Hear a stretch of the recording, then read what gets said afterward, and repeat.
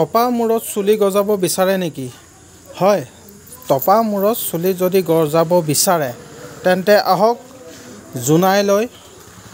জোনাই মিচিং কৃষ্টি ভৱনত, যিহেতু এই মুৰ্কং চেলেং মিচিং কৃষ্টি ভৱনতে অহা কাইলৈ পংকজ পাঠক ডাঙৰীয়া আহিছে।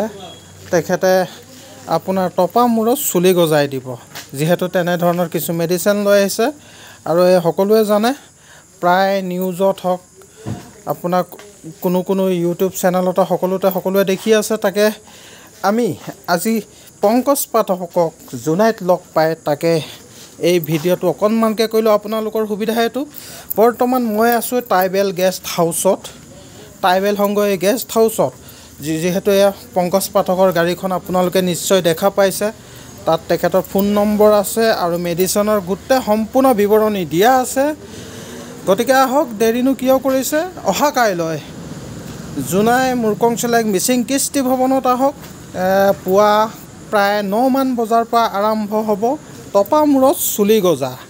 গতিকে যোনে যোনে টপা আছে জোনাই, সকলো টপাসকলে আহিব পাৰে।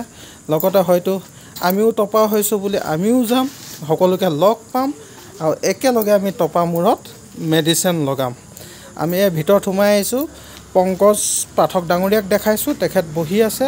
আমাৰ বিনীতা ছাৰৰ বাইদেউ আছে, তেখেত বৰ্তমান কাউন্সিলাৰ ছিলে। আকৌ আমাৰ এইফালে আছে মুন্না পাটিৰ, যিহেতু ZPC, আৰু লগতে অজিত কুম্বাং ডাঙৰীয়া আছে। সকলোৱে আমি একেলগে আছোঁ, আহক সকলোৱে।